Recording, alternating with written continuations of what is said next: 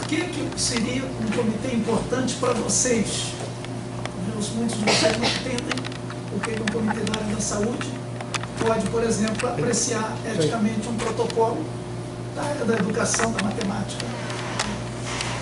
Uma coincidência enorme que nós estamos desenvolvendo atualmente um projeto dentro do nosso comitê de ética que chama-se Projeto de Tendência Zero. Nós estamos com a utopia de termos, daqui a alguns meses, talvez um ano, não sei quanto tempo, que entre os protocolos do nosso comitê de ética e que nenhum deles tenha pendência. E essa tarefa está com a Carla, que é da enfermagem, ela é membro colaboradora do CEP e está à frente desse projeto, por isso a razão da presença dela aqui hoje. Bom, primeira coisa nós vamos, acho que se apagar essa luz aqui fica talvez melhor, né? Nós vamos projetar alguns quadros e vamos dialogar com vocês.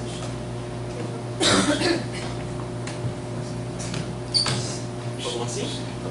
Análise combinatória aqui agora.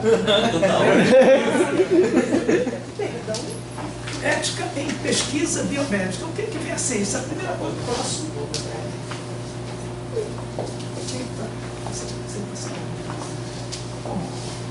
Eu tenho dois conflitos de interesse nessa palestra, porque eu sou coordenador do Comitê de Ética e Pesquisa da Faculdade de Medicina e do Hospital Universitário e também sou membro relator da Comissão Nacional de Ética em Pesquisa. A Comissão Nacional de Ética em Pesquisa, para quem não sabe, é como se fosse o nosso Supremo Tribunal Federal.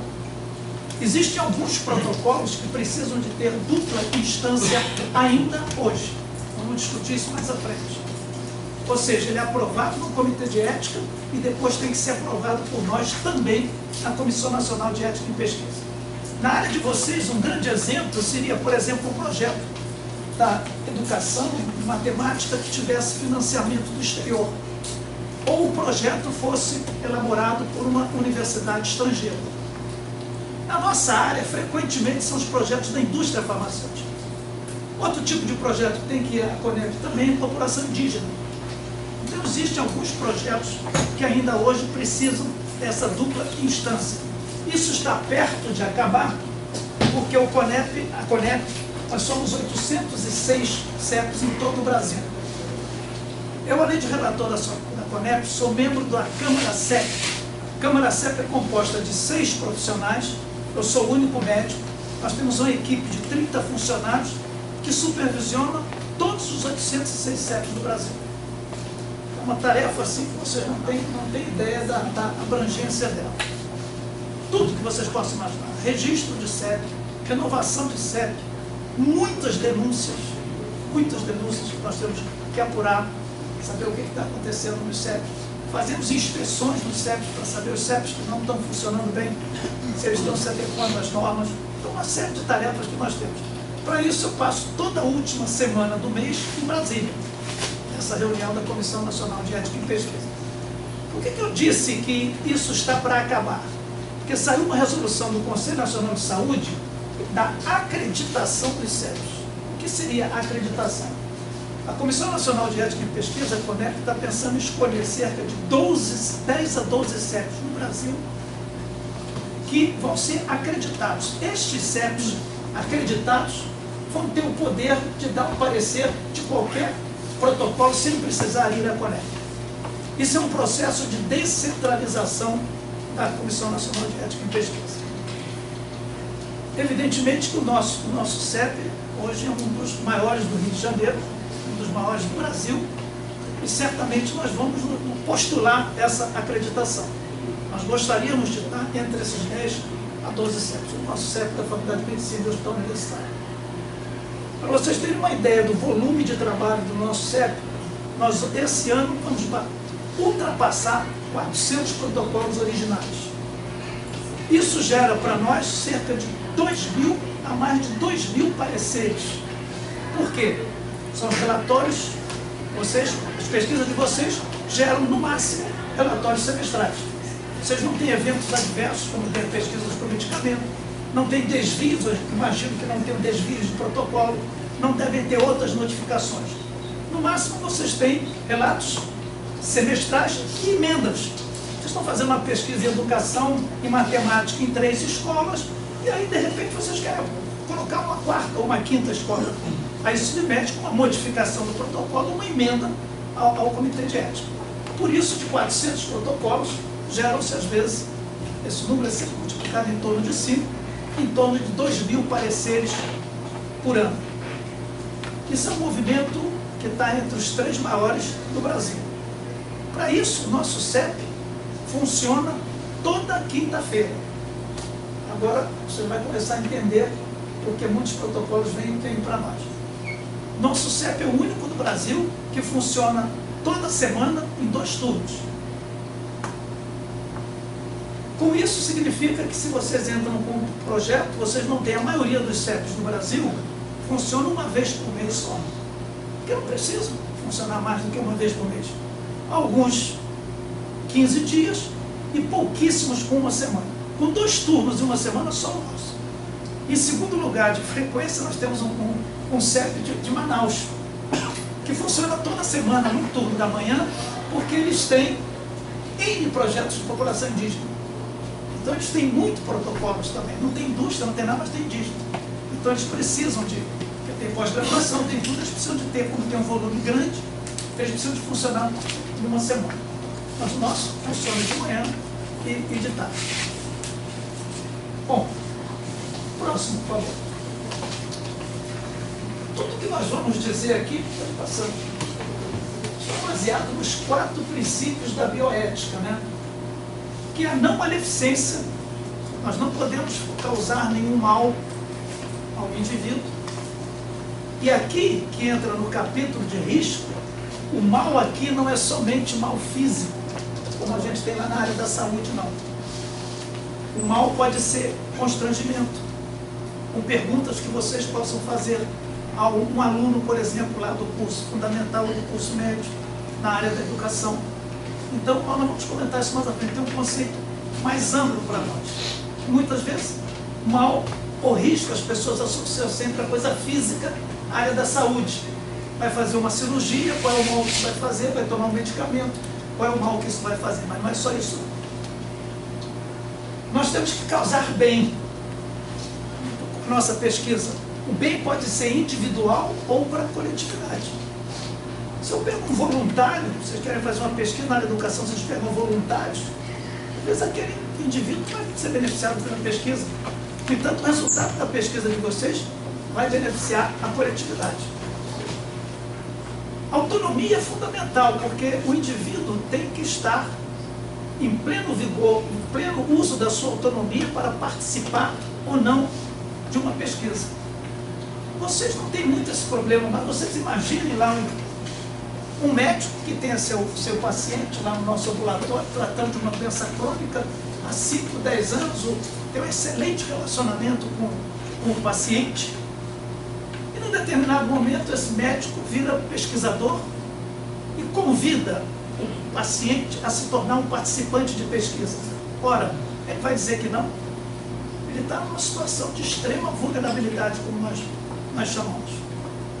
Então ele talvez tenha maculado a sua autonomia.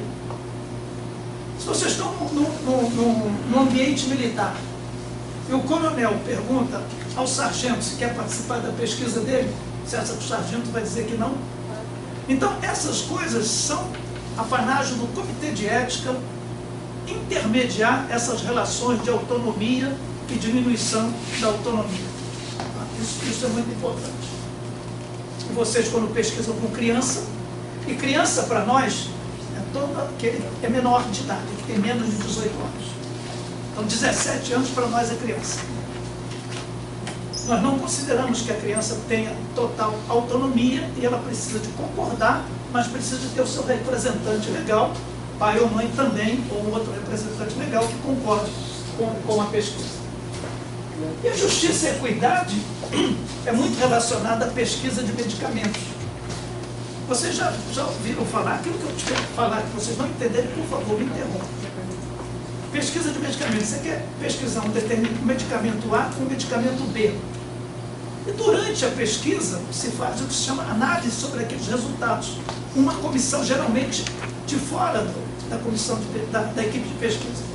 E começa a ver que aqueles participantes que estão recebendo o medicamento B estão tendo resultados muito melhores. Nesse momento, o estudo tem que ser suspenso em nome da justiça e equidade. E esse tratamento que está sendo melhor para quem foi sorteado para aquele grupo, tem que ser oferecido ao outro grupo que não está recebendo o tratamento. Tá? Isso é o que se chama justiça e equidade. Próximo. Bom, agora vamos entrar exatamente naquilo que começa a interessar você. Opa. Você falou que podia fazer perguntas sem então, uma coisa não, depois quanto e mais perguntas antes. É com relação à não maledicência. Não sei se eu consigo fazer claro. Existe a possibilidade de o próprio processo que envolve o comitê de ética ser algo que coloque, no meu caso específico, o meu sujeito de pesquisa, participante de pesquisa, não é mais um ser humano maravilhoso que topou fazer pesquisa comigo, numa situação ruim. Porque quando eu fizer meu trabalho tiver que passar por uma instância. E essa instância, por exemplo, no meu caso, é a Secretaria Municipal de Educação. Eu precisaria do aval deles para poder fazer a pesquisa. Sim. Só que a minha pesquisa, ela pode gerar dados, provavelmente vai gerar dados que são contrários à Secretaria Municipal de Educação. Uhum. E aí eu não posso prometer para os meus sujeitos, para os participantes de pesquisa maravilhosos, anonimato, sigilo, porque vai ter que passar por ele, vai ter que passar pela Secretaria Municipal de Educação, que eu vou fazer pesquisa naquela escola. Então, a Secretaria Municipal tem que deixar eu fazer pesquisa numa escola específica. Então, o próprio processo do comitê de ética pode gerar ou risco ao meu ser humano, participante. Desculpa, é que eu sou antropóloga, a gente chama as pessoas de sujeito, desculpa. O participante da pesquisa, ou pode inviabilizar a minha pesquisa. O que eu faço? Todos vocês entenderam essa excelente pergunta dela? Que eu vou deixar para responder você, vou fazer um suspense aqui. Mas aí você vai responder, né? Vou responder você. E o antropólogo vai deixar eu passar sem responder? Jamais. Nós tivemos agora, no mês passado, um excelente seminário com as populações indígenas lá na Conecta. Um negócio impressionante. Depois a gente até vai conversar, que os dias estão tomando posições, tem a secretária antropóloga conhece bem isso, de que se eles não tiverem benefício com as pesquisas, eles não vão mais participar de pesquisa. Tem? Que faz todo sentido, né? Porque o antropólogo faz sentido, mas que infelizmente até hoje não é assim. espreme e vai embora, né?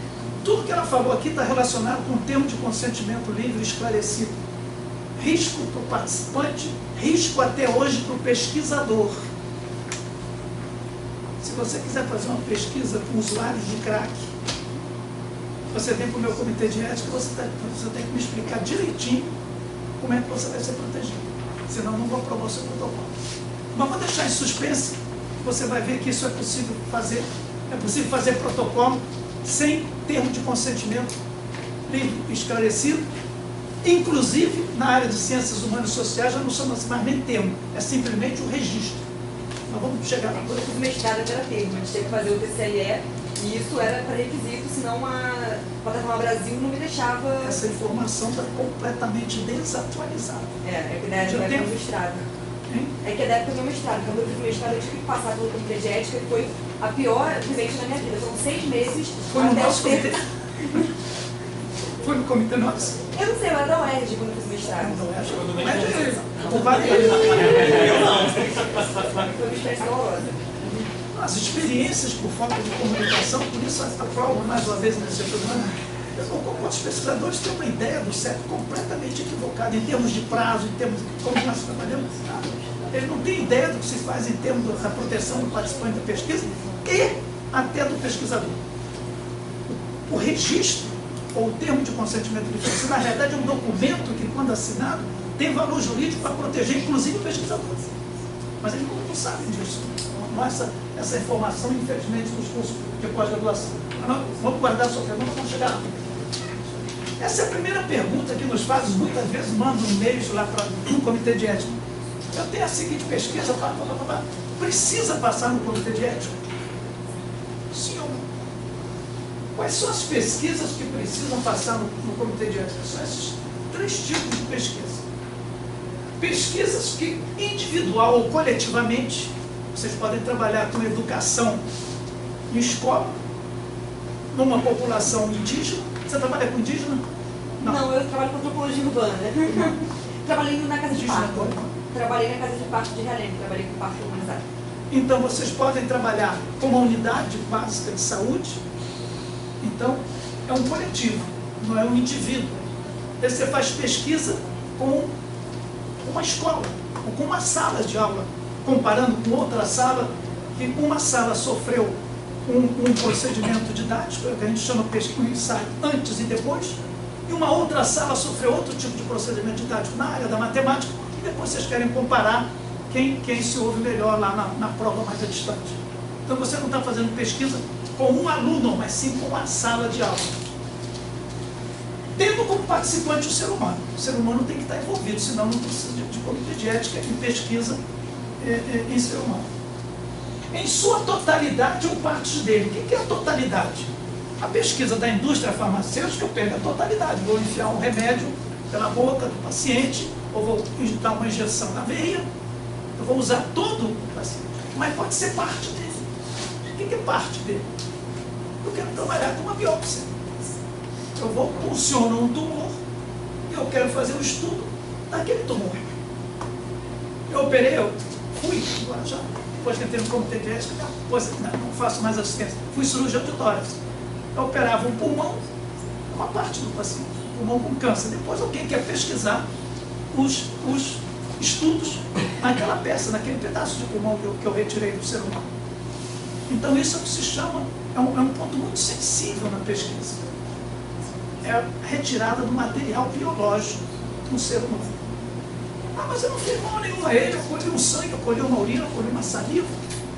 Não é assim, não. Isso envolve procedimentos muito sensíveis do ponto de vista ético. Uma pesquisa dessa pode gerar até patente, que vai dar dinheiro para muita gente, e não vai dar nada para quem doa o seu sangue. Não sei se vocês conhecem a história da célula HeLa, de 1951. Depois vale a pena vocês lerem sobre isso, que é uma célula. O mundo ficou milionário, as empresas ficaram milionárias vendendo cultura de células, que foi retirada na década de 50 de uma americana negra, num câncer de colo de útero, se retirou sem avisar nada, se fez a pesquisa, isso depois de Nuremberg, depois das atrocidades nazistas. E ela morreu, amígua, ela é toda a família. Isso chama-se célula HeLa. Se botarem no Google, H-E-L-A. Põe lá que vale a pena para vocês estudarem isso. Então, a retirada de um material biológico qualquer é fundamental do ponto de vista ético. Ele tem que obedecer regras muito restritas, principalmente se esse material biológico é enviado para o exterior. Principalmente se é enviado para o exterior. A gente tem que botar lá que não pode haver patenteamento, não pode haver fim comercial, etc, etc. Uma terceira parte, a terceira situação que envolve o ser humano e que precisa de comitê de ética, não é nem material biológico, nem uma intervenção, um medicamento, uma operação, uma biópsia. São o manejo de dados, informações. Se você vai trabalhar com informações na nossa área, no prontuário médico, você tem que ter autorização do Comitê de Ética e Pesquisa e, se possível, do participante de pesquisa. Se ele estiver vivo, se ele estiver vindo ao hospital. Nós não podemos trabalhar com informações de um participante de pesquisa sem que ele dê o consentimento. Com relação ao banco de dados, o banco de dados que está em duas situações não precisa de comitê de ética. Quando ele é de domínio público. Se por acaso vocês têm algum dado, não sei se na área de educação existe isso, mas na nossa área existe o famoso DataSUS, que são todos os dados do sistema SUS. Então ele é de domínio público, eu posso entrar no DataSUS, você pode entrar, então esse não precisa de comitê de ética. Ou um banco de dados que não seja de domínio público, mas que os dados são aglomerados. Eu não tenho como identificar. Por exemplo, eu vou aqui na Ilha do Governador e fiz uma pesquisa, eu quero saber qual é o tipo sanguíneo mais prevalente nesse bairro. E fui lá na década de 70, 80, colhi sangue e vi qual era o tipo. Então eu sei que uma população, sei lá, de 100 mil habitantes, 10% tem o sangue A positivo, outros 5% O negativo e assim sucessivamente. Eu não sei de quem é. Então, esse banco de dados, que os dados foram aglomerados sem identificação, não precisa passar por comitê de ética. Não sei se na sua área você poderia ter algum exemplo de banco de dados aglomerados. Eu tenho uma pergunta, mas se eu preferir, eu posso deixar para o final. Depende da pergunta. É sobre isso aí. Então, A pode minha ser questão é agora. a seguinte, duas resoluções definem o comitê, resolução 466 e 510. Resolução não tem força de lei. Resolução? Não tem força de lei. Não, pelo contrário. Se eu decidir que não vou apresentar minha pesquisa ao comitê de ética, quais as sanções que eu sou sujeito? O comitê de ética, como o senhor disse muito bem, não é lei, é uma resolução. Então nós não podemos puni-lo. Não podemos puni-lo. Se houver uma denúncia, vai ser um problema jurídico. Alguém vai, vamos supor, uma criança, o pai vai na delegacia, vai ao conselho tutelar e vai, olha, fez uma pesquisa, aconteceu isso aqui, eu vim denunciar. Isso na área criminal. Não faz parte do comitê de ética. Deixa eu explicar até para as pessoas entenderem o que eu estou falando. Sem qualquer sombra de dúvida, a existência de um grupo de pessoas que discuta a questão da ética é de fundamental importância. Se essa pesquisa deve ser feita, que o senhor falou como princípio, não maleficência, beneficência, autonomia, justiça e equidade, só justiça e equidade, eu desenrolo pelo menos 50 páginas de valores que vão definir o que é justiça e o que é equidade. Então, decidir uma comissão de notáveis que faça isso, por exemplo, fazer isso em educação, no grupo de médicos é discutível, mas não é o que eu estou levantando.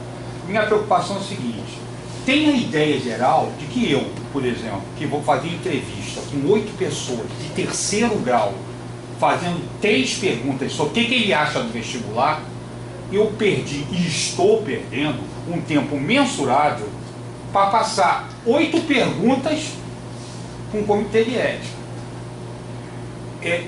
O risco que eu tenho é que se uma dessas pessoas entrar na justiça ou alguém, eu não tenho respaldo de ter passado por um comitê de ética. Mas o risco dessas outras pessoas entrarem na justiça com as perguntas que eu fiz e me prejudicarem é tão irrisório que eu não estou vendo o porquê de eu passar por esse processo todo. E o processo é o seguinte que eu digo, que eu falo que tem a ver. Eu peguei, por exemplo, o termo livre esclarecido, copiei e reproduzi trocando o nome das pessoas. Bate lá, quando volta diz que não pode ser na forma de declaração, tem que ser na forma de sugestão. Ou seja, eu tive que voltar e retirar os verbos do infinitivo para colocar na primeira pessoa do plural. Nada contra, se isso não estivesse gastando meu tempo de pesquisa. Eu estou já há algum tempo fazendo isso e eu tenho que ter tempo para pesquisar. Não para entrar com um processo burocrático de jeito que for. Considero dizer, de forma nenhuma, julgo desnecessário, tá? Julgo muito necessário. Meu problema é o excesso de burocracia, como por exemplo, em pesquisa, o que você vai fazer? Eu vou conversar com uma pessoa.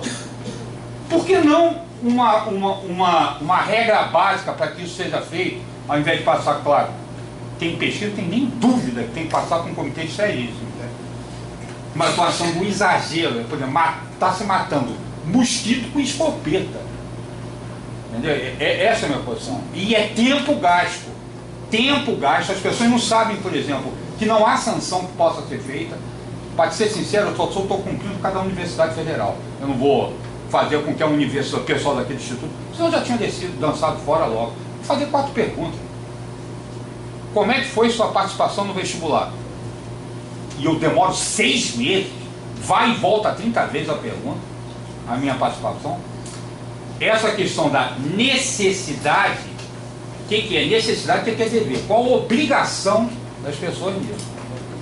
Vamos lá. Primeiro, Só para aproveitar porque tem a ver com a sim, pergunta. Então, pelo início de resposta que você deu, que é do sentido mais civil o problema, não existe então nenhuma forma de que prejudique, no caso do Ledo, a titulação dele. Ou sim? não, de nenhuma forma. Te dou exemplos. A validade da pesquisa. A te validade dou- da pesquisa em si, então não Te dou exemplo disso. Pior do que isso. estou falando da nossa área, pós-graduação da medicina.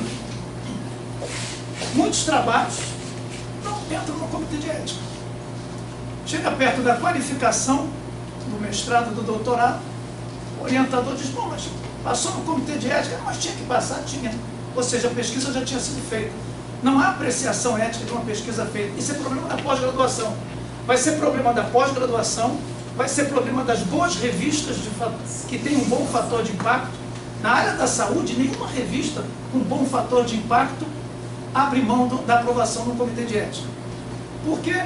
Como é o seu nome? Ledo. Ledo? O senhor tem que entender o seguinte, a legislação não pode estar preocupada, ou não estaria escrito na legislação, que as perguntas, a pergunta, como o senhor se sente frente ao vestibular, não precisaria passar no comitê de ética. Isso não é o escopo da legislação.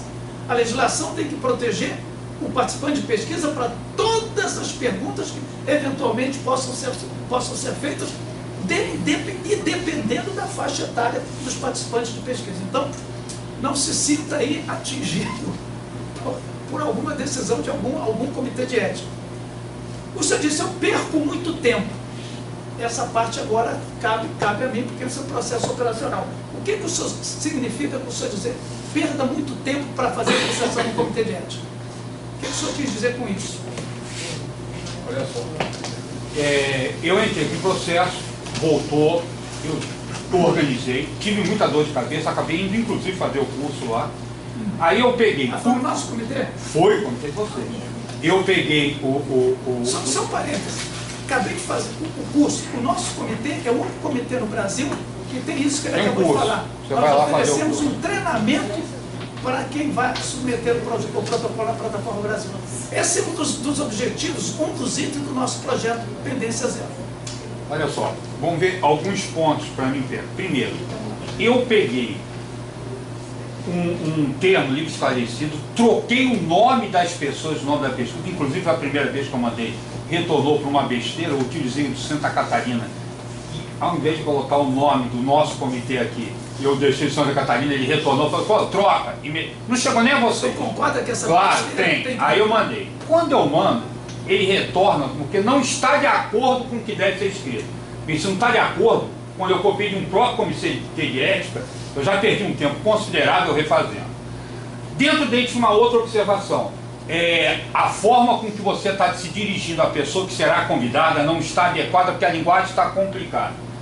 Quem julgou isso? Eu estou convidando pessoas com 3º grau para me responder isso. Tá? E as perguntas são simples. Tive eu que mudar a forma como estava sendo apresentada a situação. Refaço ao material todo. Aí você manda carta folha de rosto. Quem assina? O coordenador do projeto de pós-graduação. Não pode, tem que ser o responsável. Mas espera, o coordenador já assinou de outras pessoas, já foi e já aceitou. Mas o meu não pode. Então, alguém lá dentro decidiu que a partir de agora não pode. Então, eu tive que procurar o responsável por vir até aqui, me deslocar até aqui, para achar a pessoa que estava num congresso, tive que vir um outro dia, para vir buscar a pessoa, para conseguir assinar, para eu enviar. Tá? Aí você envia, mas tem uma outra coisa. Não pode enviar só o PDF. Você tem que mandar um PDF editável. Solene dor de cabeça, eu não sei fazer um PDF editável, porque eu não tenho o equipamento PDF no meu computador. Aí eu tive que telefonar para lá, para descobrir que era só copiar, tá? Para poder mandar o outro junto. Aí eu perguntei, por que tem que ter? Porque o pessoal que vai ler não tem isso. Como não tem isso? Ele em branco. Porque eles não têm acesso à plataforma. Espera um pouco. Todas as pessoas vão ter que passar pelo processo, ao invés do digitador, do cara que criou o sistema, não jogar isso para a pessoa que vai ler fazer direto. Ou seja, para economizar o tempo do cara de lá de dentro, vai se gastar 20 mil horas de pessoas do país inteiro fazendo isso.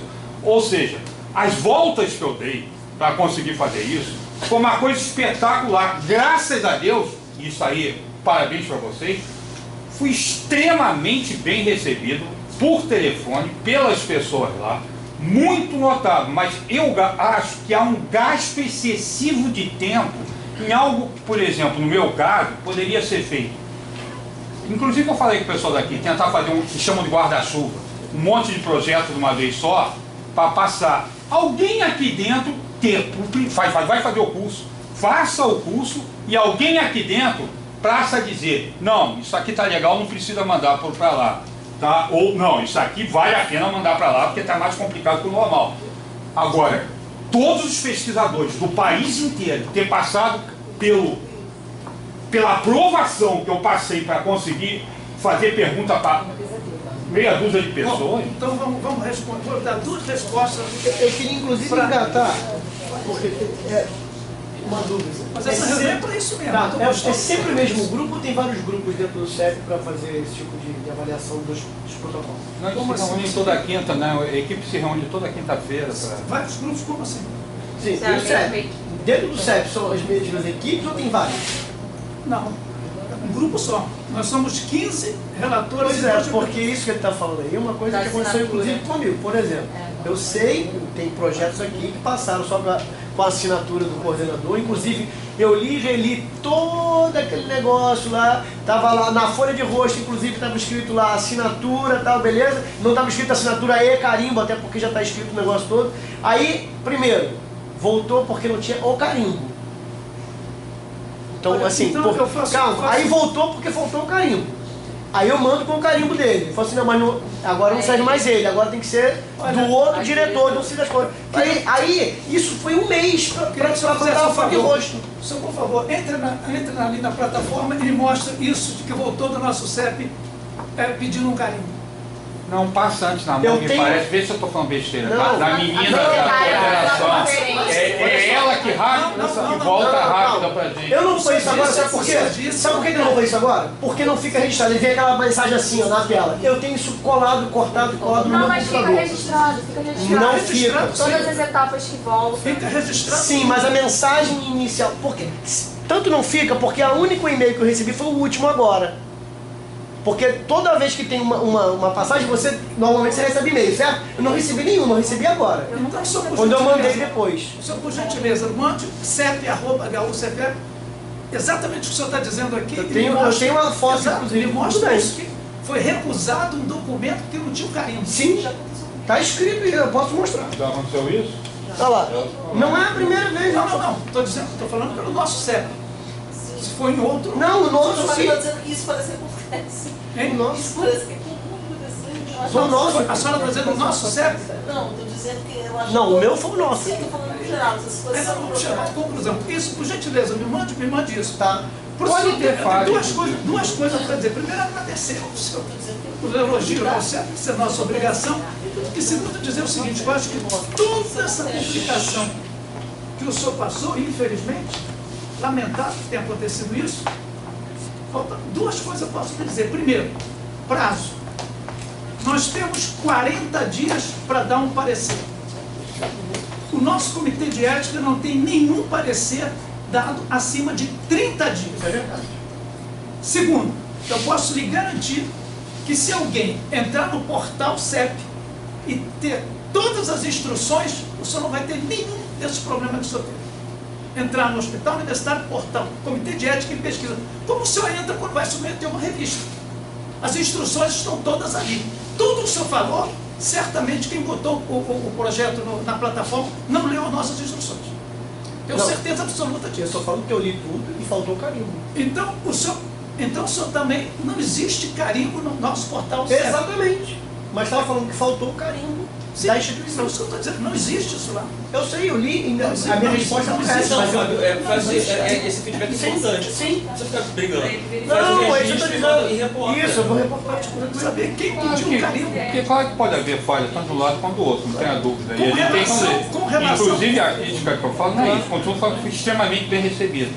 É que essa burocracia eu acho que nem faz parte, porque eu tô com os documentos aqui abertos.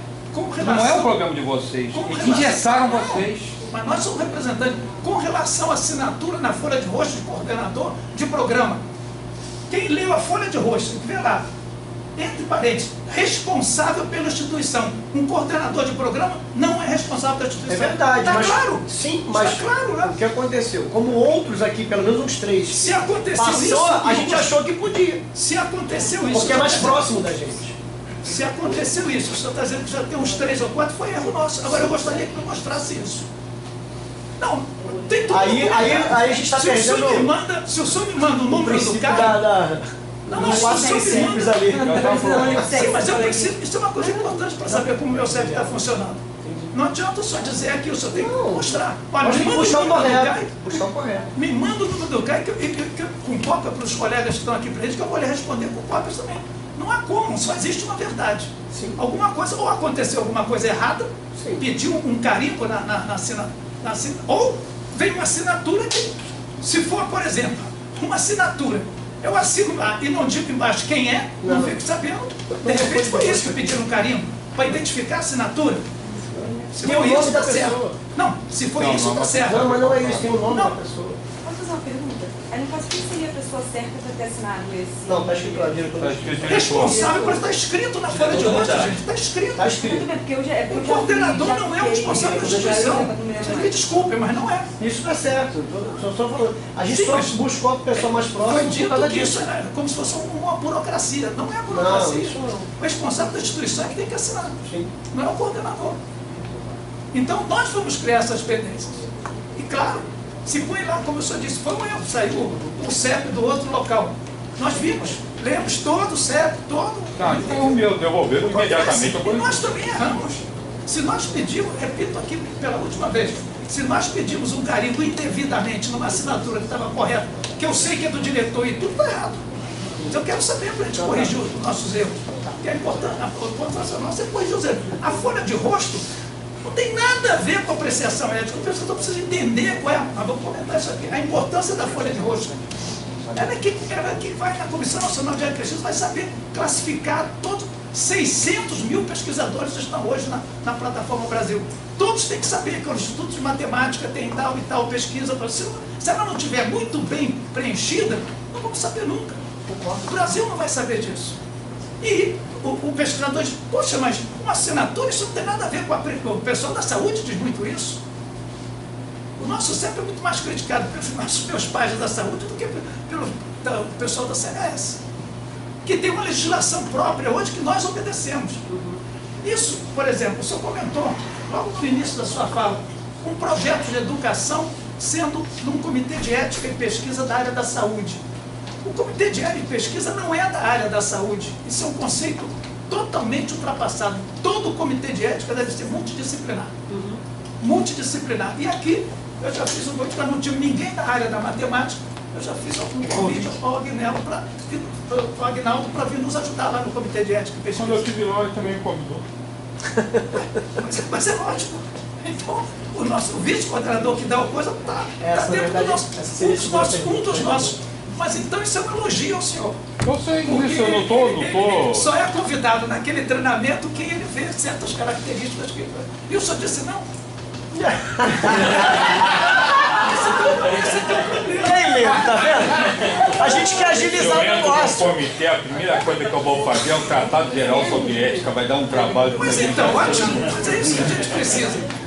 A gente precisa de pessoas que vão... Eu sou matemático, para mim os objetos nascem com suas definições. Aí, meu irmão, me colocar no comitê de ética ia ser um inferno ficar perguntando qual a natureza de cada objeto. Mas esse é que é o problema. Não vem para dentro do nosso comitê para nos ajudar, como eu espero que o Agnaldo vá lá para nos ajudar. O comitê tem que ser multidisciplinar, gente. Isso não existe comitê da matemática, comitê dos juristas. Isso não existe. Quem entende de ética, eu vejo que o senhor gosta desse assunto, sabe disso. Tem que ser multidisciplinar. Não pode ser um comitê de ética da antropologia, só com antropólogo. Isso é um terrível conflito de interesse. Tem que ter lá um médico, tem que ter um enfermeiro, como o nosso comitê de ética tem. E mais uma coisa, não sei se for o seu caso, mas na área da saúde, termos, a não ser o problema da declaração, isso sim. Porque o comitê tem que ser, termos de consentimento, ou o registro pela prova 510, tem que ser convite. Mas termo, se for para nível universitário, também estou achando estranho isso, que tenha se mexido com algum termo, a não ser que seja alguma palavra que realmente muito estrambótica. Mas na área da saúde, nós temos 2 representantes do usuário que dão a última palavra no termo de consentimento livre de pesquisa. o relator aprova, vem para o colegiado, a gente aprova com as modificações e damos para ele. Eu tenho um representante do usuário de manhã e um à tarde. O nosso participante de pesquisa que frequenta o nosso hospital é analfabeto funcional. Essa é a nossa realidade. É analfabeto funcional. É com essa participante que o nosso comitê de ética vive. Então, eles dão a última palavra. Não adianta se eu disser, não, vou fazer um hemograma. Não sei o que é hemograma, professor. Então, ele vai ter que ser estrito. E o pesquisador acha um absurdo. Poxa, mas quem que não sabe o que é hemograma? Tu não sabe o que é hemograma? Aqui eu acho que todo mundo deve saber o que é hemograma. Mas o meu participante de pesquisa lá na realidade do hospital universitário, às vezes não sabe. E ele diz isso para mim. E tem que ser trocado. E o pesquisador reclama. Com toda razão. Ele não entende isso. Não entende porque não fazemos reuniões como essas aqui. Não vai lá no nosso treinamento e muito menos ainda entrou nas instruções, como você fez muito bem, do nosso portal.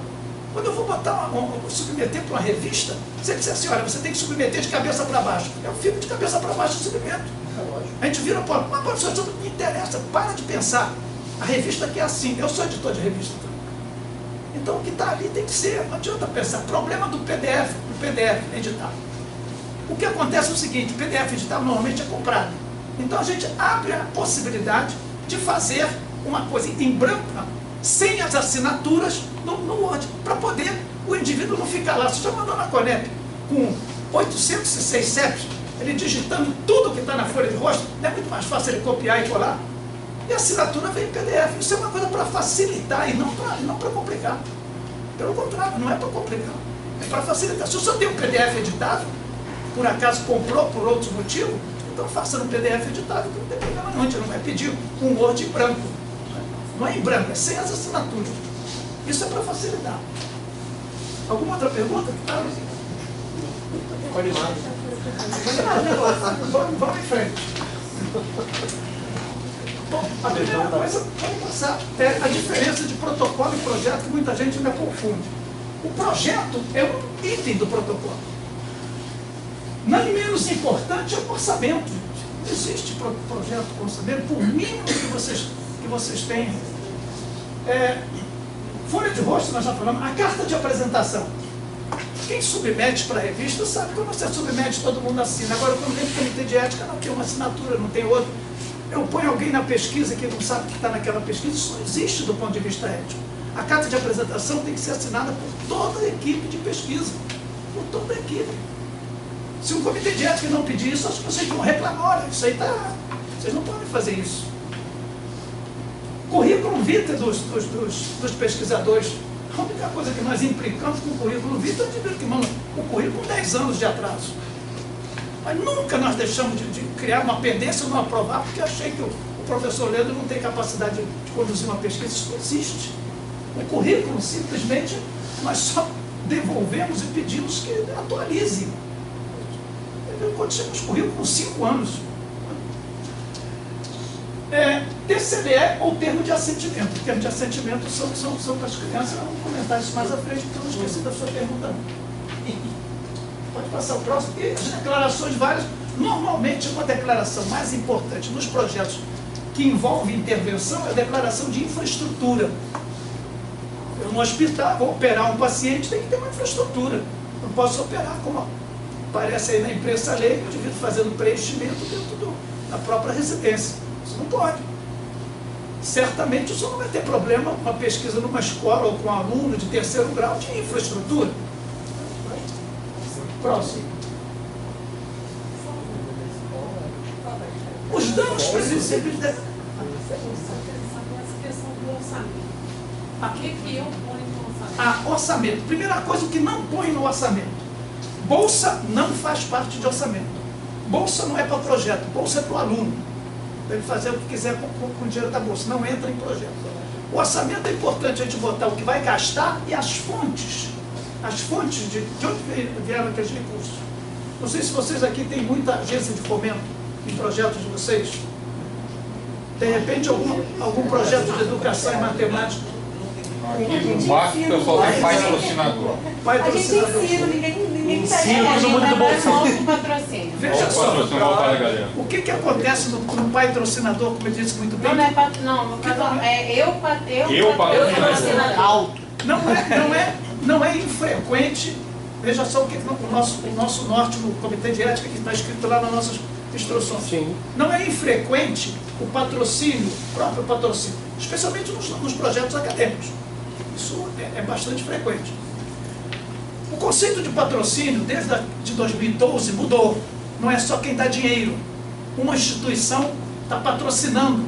Ela está te dando as condições para você fazer aquela pesquisa. Então, o que o Comitê de Ética põe lá nas suas instruções? Por exemplo, se a sua pesquisa não tem instrução nenhuma, às vezes o médico no seu consultório, estou dando um exemplo mais fácil para mim, o médico no seu consultório, ele não é obrigado a ser empregado de instituição nenhuma. Ele é patrocínio. Então, a plataforma vai aceitar isso. Ele vai botar lá financiamento próprio e ele está fazendo uma pesquisa, não tem participantes, com os prontuários dele, os doentes já morreram, não tem participantes, não tem nem TCLE. Ele põe lá patrocínio, vai sair na plataforma, não se aplica. Por outro lado, se você está fazendo uma pesquisa dentro de uma instituição, e a instituição, o participante de pesquisa está naquela instituição, e a instituição lhe prover todo o acesso a esse participante, seja por uma entrevista, seja por uma intervenção, ela é o patrocinador. Com razoável frequência, o nosso hospital universitário é patrocinador, porque o participante está lá dentro. E é proponente à Faculdade de Medicina. Por que é proponente à Faculdade de Medicina? Porque o curso de pós-graduação, mestrado e doutorado pertence à Faculdade de Medicina. Então, essa é o conceito de proponente. Mas está escrito lá. Ontem, está escrito tudo lá. Faça um repto a vocês aqui, o que não tiver escrito lá e precisar, a gente tem que botar. Porque aquilo ali foi uma construção feita durante algum tempo. Várias pessoas opinaram até de fora, olha, está faltando isso. Passando para a nossa realidade, então a escola seria o patrocinador porque está acontecendo dentro daquela instituição, é isso? Não, o curso de vocês, proponente, vai ser sempre o Instituto de Matemática. Isso, o FRJ. O caso dele é diferente. Agora eu estou lembrado do seu caso. Há um curso, aliás, existem alguns cursos dentro da UFRJ que pertencem a mais de uma instituição. Eu acho que no seu caso são 3 instituições, não é isso? Não, é daqui. Daqui? É. Tem um curso aqui da matemática de alguém que o curso de pós-graduação não é aqui de dentro. Não, talvez porque o nosso o pós-graduação é uma coisa assim. é do Instituto de Matemática e Física junto do doutorado. Isso aqui. É de História e Filosofia das Ciências. Isso, da física junto. E botaram como Química. O coordenador de lá, botou como proponente. Não é. Por acaso, eu acho que dessa vez o professor também era da COP. Então, ele tinha que botar a COP como proponente. E não o curso. Está escrito lá, entre parênteses, assim, instituição, responsável pela instituição. Eu estou vendo que lê a folha de rosto mesmo com atenção. Eu li tudo. Eu leio por dever de ofício todo dia. Então, é simples assim. O curso, ele não pode ir para proponente. Se o curso está aqui dentro, proponente Instituto de Matemática. O FRJ? Não, Instituto de Matemática. O FRJ, em termos de apreciação ética, não existe. É virtual. É a unidade que existe. Não pode botar. A outra coisa, sempre na plataforma CNPJ das instituições. Isso aí. E sai lá na plataforma o FRJ. Se vocês repararem bem, sai o FRJ, que não é erro da plataforma, mas o CNPJ sai correto. A gente mais ou menos já conhece, eu conheço da Faculdade de Medicina do Hospital. Quando eu vejo um CNPJ que não é da faculdade, eu boto no Google e vou ver de onde é. Não, esse aqui é do Instituto de Matemática. Está certo. Você trabalha para os funcionários também. Mas então, dito isso, a proponente é onde foi gerado o curso. Aqui deve ser sempre o Instituto de Matemática. Pode ser, aí dependendo da pesquisa, se for uma instituição, uma escola, ela ser na escola, vai precisar da aprovação do Comitê de Ética do quê? Da instituição, que é a Secretaria. A Secretaria Municipal tem o Comitê de Ética. Mas só aceita depois que passou na sua. Mas quando a sua Sim, pesquisa... porque nós somos o centro coordenador. Mas e quando a sua pesquisa não acontece numa instituição? Acontece... Eu acabei de dar um exemplo da minha área. Um médico faz no seu consultório, com seus prontuários, não tem instituição nenhuma. Ele vai botar financiamento próprio e na folha de rosto vai sair, não se aplica. Existe essa possibilidade. Mas aí você, por que eu estou perguntando? Você sua falou de isso. pacientes mortos. A entrevista Mas vai eu ser estou feita falando na de minha casa. gente viva. E nós aceitamos. Até demais. O senhor deu a opinião, Então, estou trabalhando com prontuário de pacientes mortos. Sim. Mas eu estou trabalhando com gente viva. E aí? Não se Mas aplica gente da mesma de forma? onde? De uma instituição ou não? Multi-instituições se encontram virtualmente. Dá um exemplo mais. É que eu estou trabalhando com formação de professores no WhatsApp. Então, tem professores de inúmeras instituições que se encontram voluntariamente num grupo de WhatsApp onde trocam práticas, onde eles trocam práticas. Esse é o meu A campo. primeira pergunta que está lá no nosso... Qual é a finalidade dessa sua pesquisa? É pós-graduação ou não? É, pós-graduação, pesquisa de doutorado. Sim, dentro de um curso. Aqui? Dentro aqui do Instituto de Matemática. Então, a proponente vai ser matemática. Sim. Questão de bom senso. Como é que a gente vai exigir que todos que testam não tem financiamento próprio? Não se aplica. Não se aplica. É a mesma coisa, o bom senso. Por exemplo, vocês vão fazer uma pesquisa numa escola. Se for em uma escola, vocês vão ter que ter a anuência da diretora da escola. Mas se vocês forem fazer em 50 escolas, o Comitê de Ética não pede isso, pede que a Secretaria Municipal de Educação, que é um órgão acima das escolas, concorde e pronto, não precisa de cada diretora afinal. Isso é questão só de... Isso não vai estar escrito em lugar nenhum na legislação. É questão só de bom senso, e esse é o papel do CEP. Né? Hoje na prefeitura tem escrito. Não, eles têm comitê de ética. Hoje tem escrito lá. Na verdade, é o meu os problema. passos. Meu problema é o comitê de ética da prefeitura. Eu não tenho Ainda problema bem, com vocês, ainda bem. entendeu? É porque o meu problema é ter que passar por eles. Porque aí o sigilo dos meus livros maravilhosos de pesquisa não existe, entendeu? Mas vamos chegar lá. Não me esquecem. Não esqueça. Que danos previsíveis vão ser evitados aqui. Só lembrar que danos aqui não é só o dano físico. Por exemplo, vou dar um ensinamento que eu aprendi com o meu vice-coordenador, cito sempre isso nas aulas. Meu vice-coordenador é professor de educação física, trabalha muito com criança em escolas, fazendo dados antropometria. Então, nós todos tínhamos a preocupação de, se tratando de menina, de ir para uma sala reservada, não sei o quê, para a pessoa tirar as medidas e tudo, não expor a mocinha, a menina. Ele falou: Casalberto, você está errado. Você tem que ter a mesma preocupação com o menino. E ele explicou, e ele ensinou isso, ele está correto. O que tem de você pega, às vezes pega um indivíduo gordinho, o outro está vendo você só de short, vai ver que ele está mais gordinho e começa a fazer bullying, Então a preocupação que a gente tinha com a menina tem que ser com o menino. Isso entra na coisa de dano. Hoje, quando a gente pega uma pesquisa com criança que vai fazer alguma coisa, primeiro, não pode ser durante a aula. Eu não posso estar causando um dano dela estar perdendo a aula, vai ficar muito contente, vai querer toda hora pesquisar, né? Eu, pelo menos, quando ela estava falando no período de segunda, foi no período de segunda, mas ela estava lá. O dia que não tinha aula, a professora faltou, era uma festa, a gente adorava, né? Então, se você souber que tem uma pesquisa na hora da aula, todo mundo vai ser 100%. O professor me deu esse exemplo. Hein? Esse professor me deu esse exemplo aqui. Pois é. Você vê que o nosso vice está seguindo o protocolo do curso. Então, os danos podem ser necessários. Certas perguntas podem causar muito constrangimento. E a pergunta pode constrangimento. O CEP tem que juntar isso. Vamos falar novamente de menina. Eu não posso comparar uma respondente de pergunta, uma menina de 17 anos, que para nós é criança em termos da apreciação ética, de um condomínio da Barra da Tijuca, com uma menina de 17 anos numa fazenda no interior de Quixeramobim. Eu não sei porque eu sempre cito Quixeramobim. Nunca fiz em Quixeramobim. Então, tudo isso o Comitê de Ética tem que ver. Não só a pergunta que vai ser feita, mas para quem vai responder aquela pergunta. Isso é um problema que nós temos na população indígena, dos isolados e dos não isolados. Eu tinha indígena que sentava do meu lado na Comissão Nacional de Ética com um computador e um tênis melhor que o meu. Esse é o problema da falha, vai ter que ser revista a legislação para indígena. E ele era indígena, igual o outro isolado que não fala português. São populações completamente diferentes. Né? Então isso que vocês têm que ver, que dano não é só dano físico. Próximo.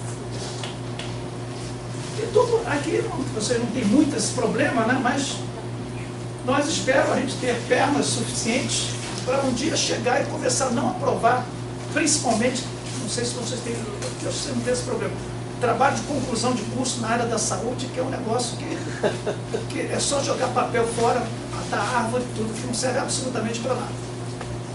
Eu espero que a gente chegue a isso, porque esse é um problema ético. Aliás, aproveitando esse gancho, não há mais essa discussão, gente, que metodologia não faz parte da apreciação ética.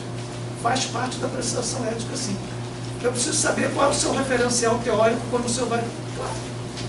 Porque lá, principalmente na área da saúde, o CEP era muito... Não, mas o CEP quer entender de metodologia? Quer sim, quer entender. Porque ele dentro do seu corpo, o coordenador tem que montar uma equipe com gente que entenda de metodologia científica.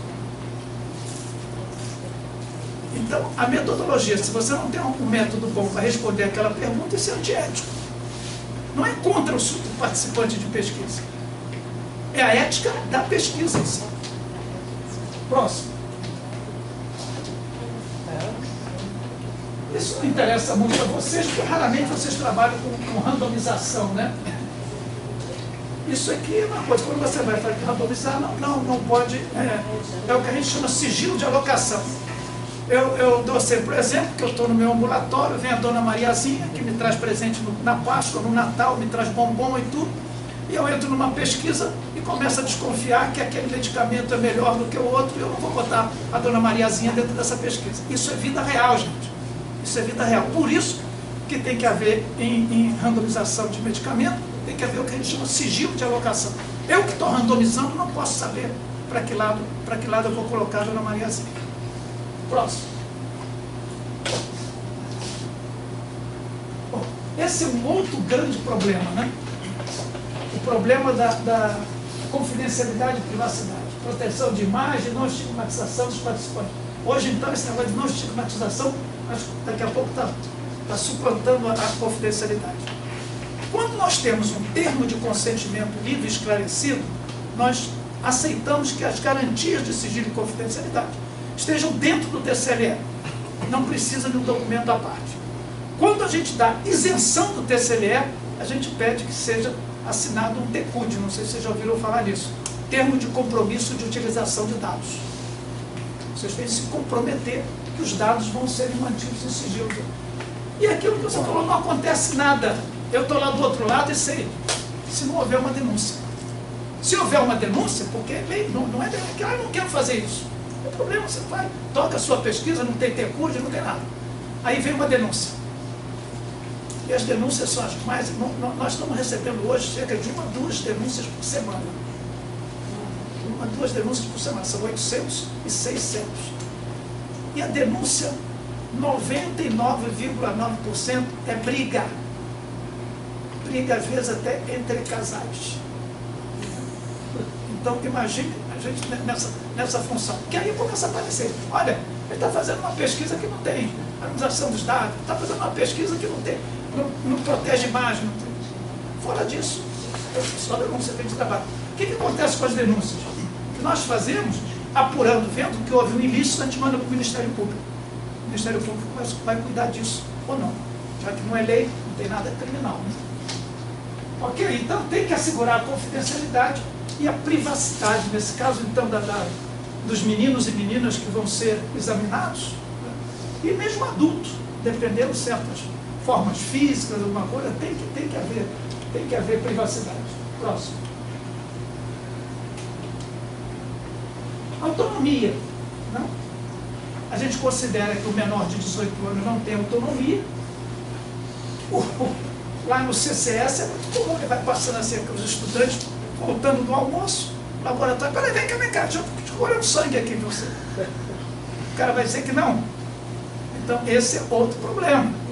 Se aquele sangue ali foi colhido, não aconteceu nada, ninguém vai saber de nada, né? Não tem nem comitê de ética.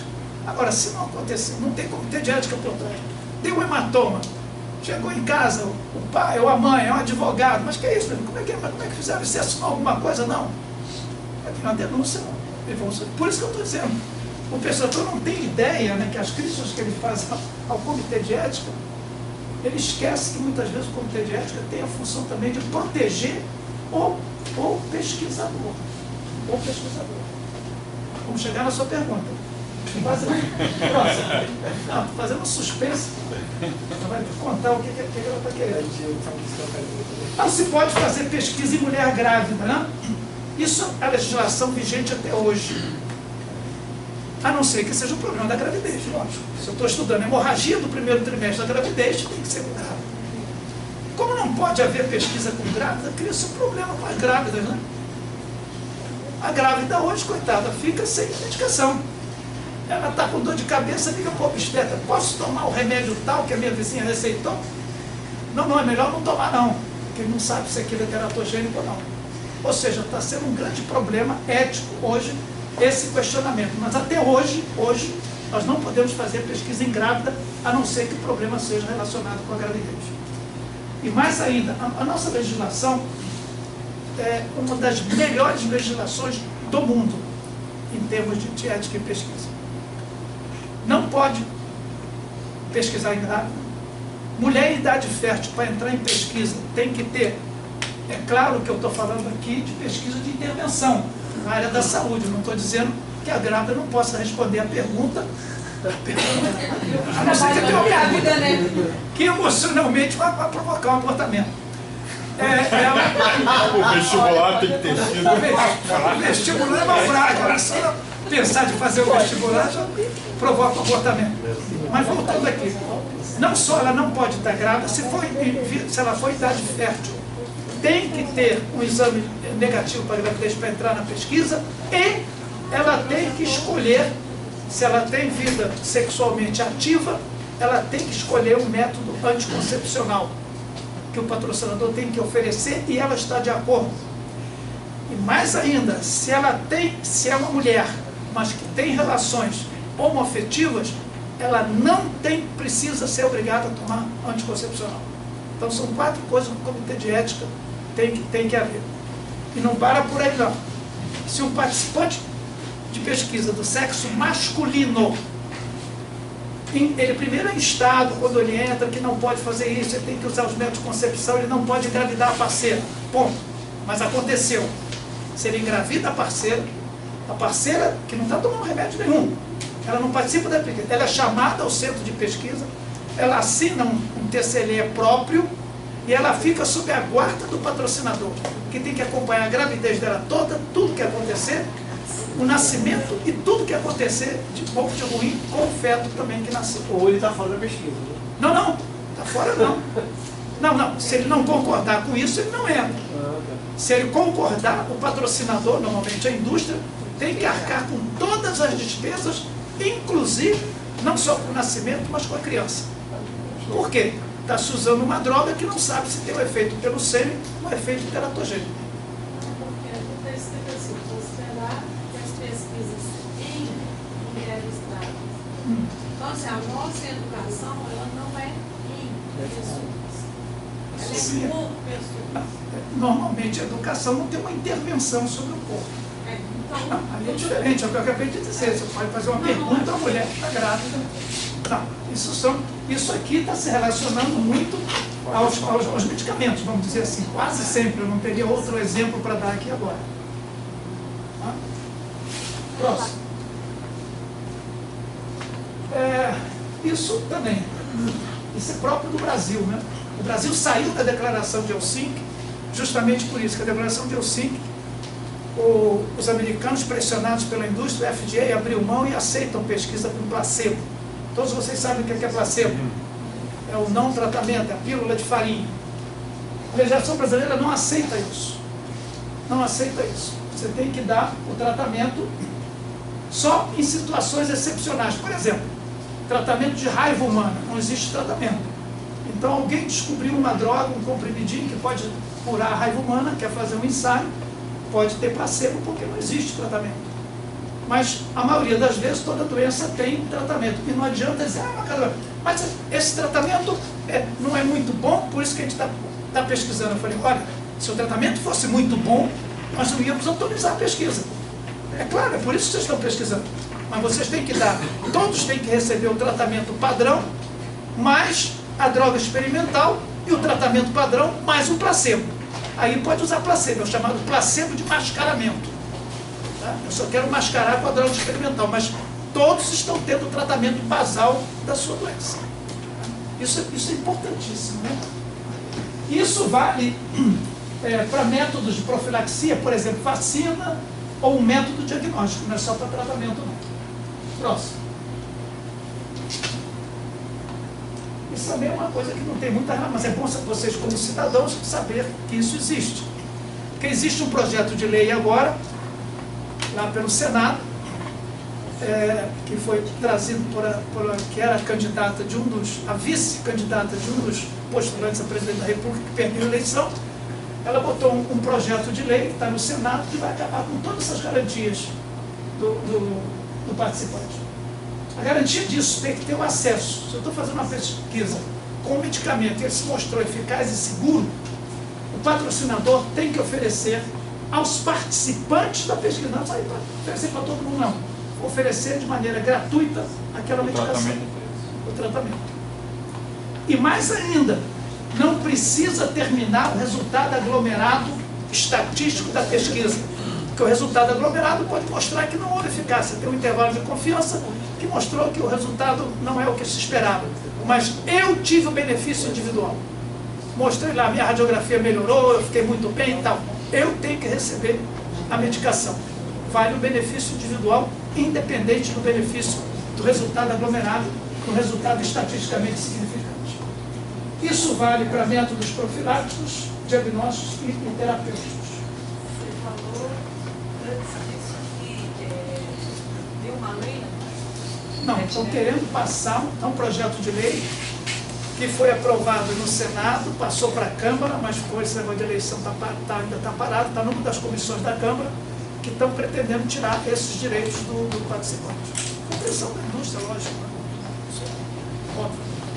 Para começar a ter placebo, com justificativa metodológica e acesso. Mas no placebo, tem hepatite, aí te dão uma coisa que não trata hepatite, então a pessoa dá um que trata hepatite, e aí tu tem hepatite, tu pode, sei lá, ter um câncer de fígado porque não te deram um tratamento de hepatite. É isso? Placebo é farinha, as pessoas não sabem. Eu achei que era sempre assim, eu achei que sempre tinha que ter um tratamento, mas a coisa que fosse seu diferencial. Eu achei que isso essa é a ideia que tem no Brasil, né? Também. O Brasil também, hoje, é assim. Mas estão querendo mudar isso, por interesse financeiro, lógico. Agora, justiça seja feita a quem tem esse poder econômico, porque o mundo todo, exceto o Brasil e a África do Sul, aceitaram isso. Se você quer, você não precisa participar da pesquisa, a alegação deles é essa. Vocês querem ver que bioética é uma coisa tão interessante? Vocês não eram nem nascidos, a maioria aqui, você já era. Nós dois já éramos nascidos, década de 80, AIDS. Aquela epidemia, em 81, começaram a aparecer os primeiros casos lá em São Francisco, daqui a pouco, pesquisa na África. Começou-se a descobrir o quê? Transmissão vertical, né?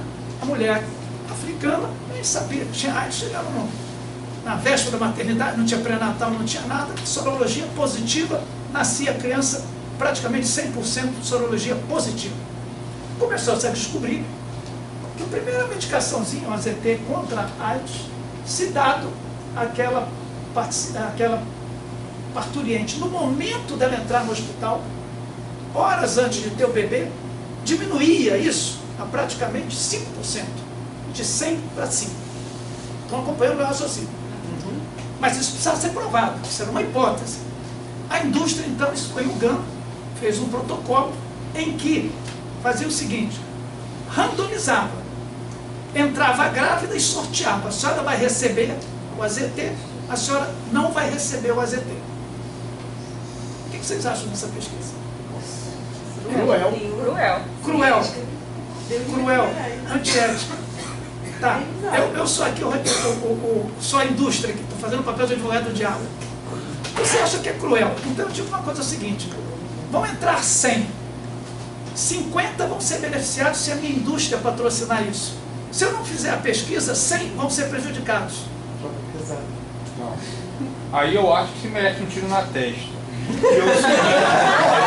Eu acho que uma questão é, que a questão é a seguinte, Estamos falando ou de faz real, do jeito que eu Mais quero, cruel ainda. ou não faz nada. Isso aí é parecido, por exemplo, com determinados candidatos. Entendeu? Candidatos, porque ou vai fazer do jeito que eu quero, tá? Ou vai ficar uma porcaria. Mas, Leandro, isso Aí é tiro na testa. Falou, não, perfeitamente. A gente vai fazer o seguinte: saia do meu país. Você não vai fazer. Eu vou pôr a outra para fazer o AZT e sua indústria saia do meu país. E não pode fazer um troço desse, eu concordo. Porque existe um limite, aí não é ético, aí é só desumano. Quem trabalha com bioética e pesquisa, isso foi vida real, aconteceu isso. Então, é lógico que a maioria achou que isso só não deram o teste. achou que era antiético. Agora, exemplo da antropologia. Não sei se você conhece dois antropólogos, não vou citar os nomes, mas são pessoas assim, mundialmente conhecidas, que trabalham com índios. Da mata e o...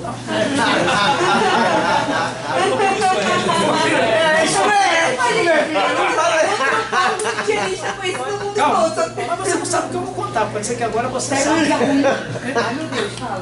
Houve uma denúncia, não, mas dois camaradas assim, segundo os antropólogos da área top, conhecidos no mundo todo. Uma denúncia, simplesmente o seguinte, e a população indígena foi nesse seminário dos indígenas. O antropólogo, um desses bambambãs da antropologia, veio com a população indígena brasileira fazer sua pesquisa. E se envolveu com uma menina indígena de 13 anos. Esse antropólogo não só se envolveu com ela sexualmente, tirou-a da aldeia, foi viver com ela em Nova York. Tiveram um filho, não sei o que. Bom, evidentemente o casamento acabou em pouco tempo, ela voltou para a ideia, e houve uma denúncia pública, vocês devem ter um CEP mundial, e ele foi chamado para se defender. E vocês sabem qual a defesa dele? É igual o negócio do Gandhi. Ele falou o seguinte: olha, eu não vejo problema nenhum, preste atenção no que eu vou dizer, eu não vejo problema nenhum, porque é muito comum nessa aldeia o menino de 14 se relacionar com a menininha de 13. Mas ele não é um menino de 14. Hein? Mas ele não é um menino de 14. Nem da aldeia, nem do... É óbvio que esse argumento é falacioso. Não, esse argumento é o pior de todos. A cultura do menino de 14, ou menino de 20, ou com ela de 13, ou com 12, é uma coisa completamente diferente. Ele, um indivíduo estranho, mas isso que fez... Adulto, né? É a mesma coisa, ele já se mata, então pode matar eles todos, Eu já se estou matam dando para mesmo. vocês fatos reais. Se vocês entrarem em Google, vocês vão ver. Algumas pessoas não podem. Eu sou ligado muito a trabalho com avaliações de larga escala, inclusive isso foi Ligado aqui. avaliações de larga escala. A possibilidade de uso de ferramentas matemáticas para conseguir fazer trabalhos, como por exemplo aquele do AZT, e testar se é válido ou não é válido, sem precisar facilitar essa coisa, é fantástico. Uma coisa simples, por exemplo, de fazer, que pouca gente... Mas eu já coloquei isso inclusive em provas. Por exemplo, vai perguntar se você usa ou não usa droga. Eu quero saber aqui quem já cheirou maconha. Quem cheirou maconha, não fumou maconha. Eu vou perguntar pra galera, já puxou um baseado? Quem vai responder a verdade aqui? Já puxou um baseado, meu irmão? Não é assim que se pergunta. Eu posso pegar uma moeda, ó, toma essa moeda. Se der cara, fala a verdade. Se é mentira, fala a verdade. Se der coroa, fala mentira. Isso é suficiente para eu conseguir um tratamento matemático para que a coisa... Isso está começando a fazer em pesquisa de animal, para não usar animal. Você não usa, você não precisa prejudicar e utilize instrumentos matemáticos, pelo menos para isso a matemática serve. Pode servir para ensinar, mas para fazer pesquisa... Essa frase aí, vocês é que decidam. Vamos para próximo. Bom, vamos chegar agora lá. Eu já contei esse verdadeiro doutor, desarmar você, para você ficar com a antropologia. Nós tínhamos uma excelente antropóloga, muito amiga minha, que foi, infelizmente ela aposentou, teve que ir para fora do país, a Beatriz Herédia, não sei se você conhece, do museu. Do museu, e que ela falava assim, casamento, ela é antropóloga. Eu acho tão engraçado esse negócio de vocês pedirem que tem que passar para o comitê de ética da antropologia. Ninguém faz isso, né? Isso acho que tem uns 15 anos agora. Você sabe que é verdade. O termo de consentimento livre e esclarecido. A resolução, inclusive 510, como a resolução específica para as ciências humanas e sociais, permite usar o termo, em vez de termo, usar registro. Ou seja, vocês vão ter às vezes que assinar. Eu vou primeiro falar para depois você contar o caso real seu. Vocês não precisam às vezes nem ter que assinar o termo de consentimento. Eu posso apenas registrar num documento que eu peguei a autorização do Ledo para fazer aquela pesquisa. Ciências humanas e sociais permite isso. Existem vários tipos de pesquisas que você pode não ter o TCLE assinado ou ter o TCLE assinado a posteriori.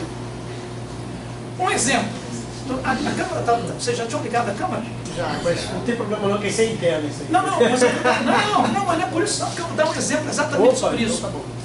Psicologia comportamental. Vamos supor que alguém tivesse aqui com essa câmera e está fazendo uma pesquisa para ver o meu comportamento aqui durante essa palestra. Eu não posso ser avisado disso antes. Sim. Senão acabou o objetivo da... Então ele, que está fazendo essa pesquisa que teve aprovação de um comitê de ética. Olha só, os requisitos. Não é assim chegar e vai fazendo, não. Eu estou sendo filmado. Tudo bem, acabei, papapá. Acabou. Ele vai chegar para mim e dizer assim, ó, Carlos Alberto, acontece o seguinte, você foi filmado, está fazendo parte da minha pesquisa, passou aqui no comitê de ética, tal, número do carro, tal. Então eu tenho um termo aqui para você assinar. Tem duas opções, você assina concordando com a minha filmagem, ou o comitê de ética já obrigou ele a fazer isso. Você não concorda, eu sou obrigado a destruir na sua frente Isso é o TCLE a posteriori. Nas ciências do comportamento tem isso. Senão eu vou ficar sabendo que estou sendo filmado, eu vou ficar aqui bonitinho. Então. Vou responder de maneira diferente, mais elegante. Então isso existe. Existe o TCLE isenção, mas só para o doente, paciente que morreu, não. Você acha que você for fazer uma pesquisa lá com um traficante, lá no morro, não sei das quantas, eu, no comitê de ética, vou pedir que você exija que ele assine CPF, com carimbo e tudo. Olha, a gente jurava que seria exigir. Não é? Certamente não. Eu vou querer até que você dê a proteção sua. Você vai me explicar como você vai subir lá para fazer isso. Então, não precisa de TCLE em certas situações. Outro exemplo de vida real, Campinas. Isso foi inclusive a Conep. A menina adolescente grávida, que é um problema, felizmente está melhorando isso, com mais conhecimento das adolescentes, porque não tem como a menina, são duas coisas completamente, ela pode começar a ter iniciação sexual no dia seguinte, com 10 anos, como acontece lá no Amazonas. Se ela for bem informada, não vai engravidar. São duas coisas completamente diferentes. O problema é a desinformação. Gravidez na adolescente. Fez um abortamento ilegal, hemorragia, pronto-socorro do Hospital de Campinas, Hospital Universitário. E alguém, como isso era razoavelmente frequente, resolveu fazer uma pesquisa com esse grupo, com essa amostra de conveniência.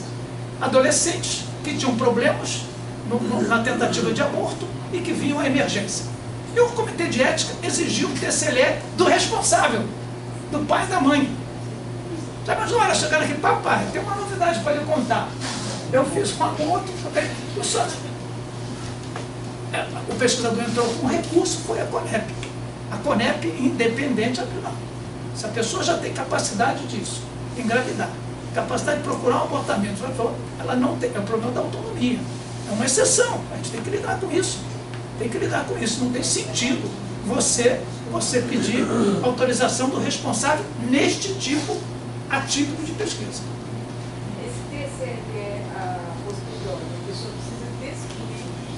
Eu tenho um exemplo, destruir, porque seria o caso aqui.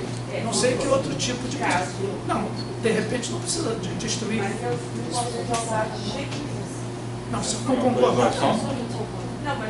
Por exemplo, ele não pode fazer essa pesquisa, não falar comigo, ou se eu dizer, não, eu não concordo, ah, bom, então tá, tchau, mãe. E levar e fazer, não pode. É uma infração ética.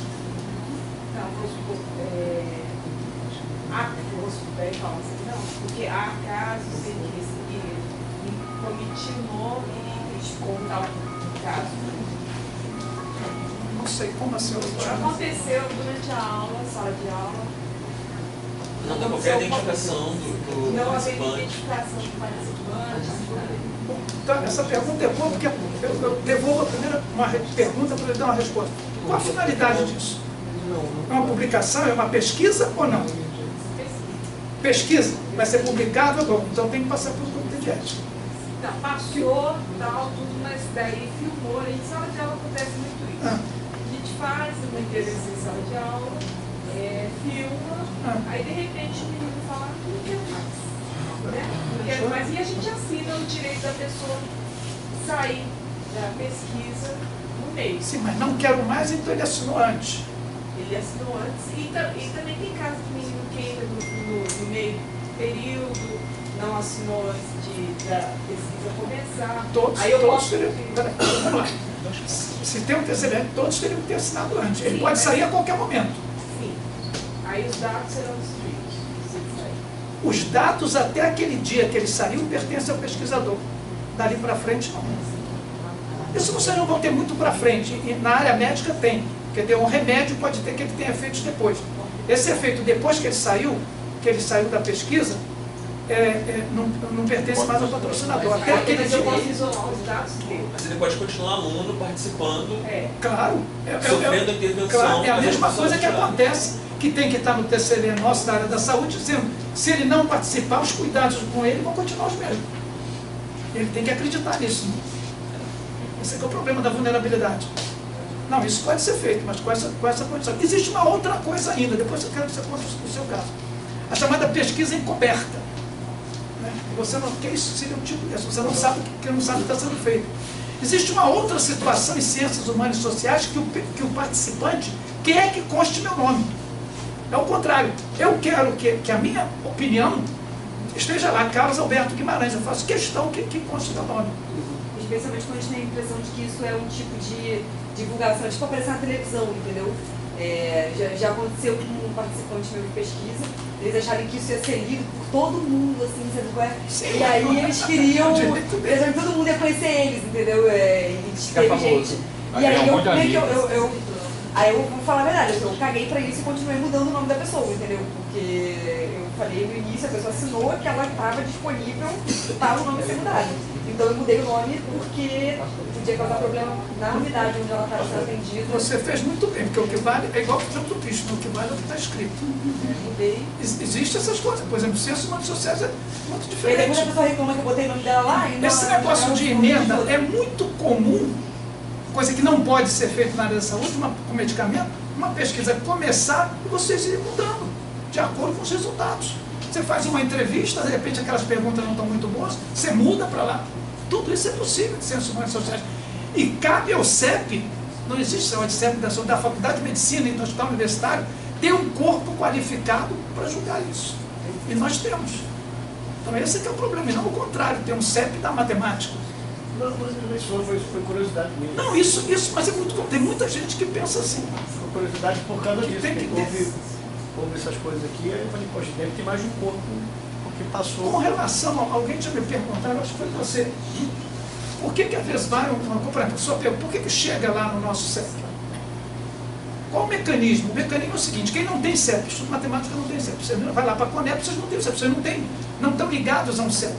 Então vocês batem na CONEP. Como um médico de um consultório, também vai bater na CONEP, ele não tem CEP. Aí a CONEP escolhe o CEP, ela é que determina. Uma das coisas que eu tenho certezas e dúvidas, que eu tenho certeza que ele escolhe um CEP o mais próximo possível do participante de pesquisa. Essa é a primeira coisa. Quando eu cheguei a receber um e-mail dizendo que, acho que a partir de janeiro agora, que era automático, eu fui perguntar, porque eu achava mais, tem o das ciências humanas, né? Que seria mais próximo do trabalho que está fazendo, e me parece que agora está indo direto, o nosso aqui vai direto para com proximidade mesmo. Para o HU. Então veja só, vamos lá. Se a instituição não se cadastrou em nenhum CEP, o que acontece é isso que eu estou falando. Um critério de proximidade, o outro critério que eu imagino, eu também não sei se é a data que chegou, eles sabem quando vão haver as reuniões dos CEPs. Se eles procuram adequar isso ao CEP que se reúne uma vez por mês, a um CEP como o nosso, que reúne toda uma vez por semana. Agora, existe outra possibilidade, que a instituição se cadastre em um determinado CEP, que ela quer que todos vão para aquele CEP. Por exemplo, vou dar um exemplo, a educação física e a odontologia querem que nós, chamamos de CEP, sempre quiseram que nós, e sempre bate lá, vem automaticamente para nós. Mas isso tem que haver o cadastro. E onde é esse cadastro? Na plataforma, mas esse é o cadastro da instituição com o CEP. Interessante. Com o CEP. Então, uma coisa que o diretor daqui teria que fazer, nem não tem nada a ver com o programa, por exemplo. Não tem nada a ver, sempre é o responsável da instituição. O responsável, na hora, ele tem que dar para isso. Ele pode pedir, ele quer que o Instituto de Matemática se cadastre em um determinado CEP. Como estou dando um exemplo, a odontologia, a nutrição, nós somos 65 instituições atualmente. A educação física, a COP escolhe a gente. Então bateu lá, aí vem, quando você põe proponente, COP, vem direto para o nosso CEP. Agora, quando você não tem proponente, um exemplo, pode não ter proponente, aí ele vai escolher por proximidade, na mesma cidade, normalmente, ou local do seja que está com o braço levantado há algum tempo. Eu tenho duas perguntas, né? Uma parte da fala da Terezinha e outra dessa última fala sua. A Terezinha colocou uma questão que pra gente que é professor acontece sempre, que é às vezes pesquisar uma prática que a gente realiza com os nossos alunos. Pesquisa com os alunos. Isso, com os nossos alunos. E aí, lá na resolução lá 510, lá no inciso 8º, do parágrafo único do artigo 1º, fala assim: atividade realizada com o intuito exclusivamente de educação, ensino ou treinamento sem finalidade de pesquisa científica de alunos de graduação, de curso técnico, profissionalizante, de especialização, não cabe adequação ao CEP. Foi por isso que eu perguntei, a primeira pergunta eu fiz, eu vou fazer uma pergunta para poder dar a resposta. Qual é a finalidade disso? Porque aí existem dois movimentos. Tem eu faço a pesquisa e aí depois eu faço a intervenção, ou o que acontece com muitos de nós, que às vezes faz uma aula e aí quer compartilhar essa aula, os dados que geraram, dado o caráter positivo que foi, em outros veículos de comunicação. Nesse segundo caso, um relato de experiência, etc e tal. Nesse caso, então, também não se aplica o CEP. É a mesma coisa que eu botei lá na coisa, as informações. Se for só para melhorar a sua aula e tudo, você não tem a finalidade de pesquisa. Normalmente a finalidade de pesquisa, você está num curso de graduação, aquilo vai ser uma tese, precisa passar do comitê de ética. Mas vai ser um artigo para uma revista. Aí vai ser um problema que normalmente as revistas estão pedindo. Não sei se da área de vocês pedem. O que acontece é o seguinte, existem duas situações. Ou você programou fazer isso, relato de caso. A Conep, desde junho deste ano, criou uma carta circular só sobre relato de caso, que tem dois tipos de relato de caso. Um relato de caso em que você já vem para o CEP com um TCLE assinado, e um relato de caso que é um projeto em que você não tem o TCLE assinado, você faz o projeto de uma coisa que você vai fazer. Pegando isso, você pode transplantar para ciências humanas e sociais. Se você teve uma experiência, um relato de caso, uma coisa como você chama, um estudo de caso, no passado, que você não estava pensando em fazer pesquisa, mas com aquele estudo de caso, aquela roda de conversa, ficou tão importante que você achou que aquilo merece uma pesquisa, é a mesma coisa do dado de prontuário. Você vai passar pelo comitê de ética e vai ter que ter desse pessoal consentimento. Ou não. Ah, não, foi um grupo de alunos que já não estão mais aqui com a gente. Não sei onde estão. O comitê de ética vai dar isenção desse registro. Ou vice-versa, você programa isso. Não. Mas aí tem que submeter a proposta para vocês liberarem. Porque aqui diz no parágrafo... Nesse caso aí não precisa, mas lê só. Então, ele está dizendo que o caso não precisa nem protocolar. Sim, mas lê de novo. Qual é a situação que não precisa? Atividade realizada com intuito exclusivamente de educação. Sim, educação, não é finalidade de pesquisa. Quando você divulga, ele já passa. Divulga é outra coisa. Você quer. Se não é finalidade de pesquisa, não precisa comitê de ética. Para intervenção, não, para comunicação, sim. Exato. Qualquer coisa que você faça para melhorar um serviço, quer fazer uma entrevista lá num serviço lá de ortopedia do hospital. Quer entrevistar o paciente, saber se ele foi bem atendido. Vai gerar dados de análise para comunicação, não precisa, é isso? Como? Se não vai gerar dados de análise para a comunicação, não precisa. Sim. Eu pesquisa, por definição, busca do conhecimento. Então, eu posso fazer uma pesquisa lá para saber melhorar, botar aquele negocinho igual tem em farmácia. Você sai do comitê de ética e diz lá, foi sim, bom, ruim o atendimento. Põe lá naquela escala de... Põe lá. Aquilo eu quero melhorar. Eu reuni com as funcionárias e disse, olha aqui, ó, vieram 100 aqui hoje, 90% achou que vocês não atenderam bem, o que está acontecendo? Isso não precisa passar em comitê de ética. Entendeu? Isso não tem finalidade de pesquisa. Agora, se eu pretender fazer isso com pesquisa, por exemplo, agora eu e a Carla vamos fazer uma pesquisa com vocês, o material de vocês. Pegar os que fizeram o curso e submeteram. Quantas pendências foram geradas? Você vê, teoricamente, você com o curso teria que ter 0 de pendência, que esse é o nosso objetivo. Então não teria que vir com a assinatura do coordenador. Então vamos reforçar isso lá com o Alexandre. Olha, tem botando, eu sempre mando e-mails, mas reforçar isso, olha, reforça bem no curso que o coordenador não é responsável pela instituição. E comparar com um grupo, na mesma época, que não fez o curso, quantas pendências geraram. Isso é uma maneira de eu avaliar se o treinamento... E aí você não, mas aí essa pesquisa, no caso, então você não passa pelo CEP, a não ser que você queira transformar isso em artigo. Normalmente, como eu vou querer passar em artigo, teria que ter aprovação do comitê de ética. Aí você vai atrás de todo mundo para assinar os termos. O que a gente vai pedir é a isenção, né? Que é o mais comum. Pode... não, tinha uma segunda. Agora é segunda. É porque você deu o caso do médico que fez a pesquisa nos prontuários dos próprios pacientes e que caiu direto no CONEP. Sim. Agora eu vou dar uma outra situação, em que muitos de nós estamos em instituições de pesquisa, enfim, ensino superior também. No meu caso em particular, eu trabalho no instituto e lá eu faço pesquisas que são próximas a que eu vou realizar aqui. Lá, a pesquisa foi submetida ao CEP da outra instituição e foi aprovada, enfim, os questionários foram... A pesquisa foi realizada. E na pesquisa que eu vou realizar aqui no UFRJ, eu vou me apropriar também dessa base de dados que foi gerada na outra pesquisa que já foi aprovada. Eu não preciso passar de novo ou eu preciso passar de novo no CEP? Aí depende. Depende. Você vai trabalhar em uma pesquisa que já terminou lá? Não, eu sou professor de uma instituição. Sim. E lá eu estou fazendo uma pesquisa. Que foi aprovada no CEP, a pesquisa já está sendo realizada. Está sendo realizada? Isso. E aí coletaram os dados, enfim, tudo mais. E na pesquisa que eu vou realizar aqui na UFRJ, outra pesquisa que é do meu doutorado, eu vou usar os dados que eu já coletei lá, que tem termo de autorização, que tem tudo. É meio estranho isso para mim. Teria que ler, porque eu não estou entendendo.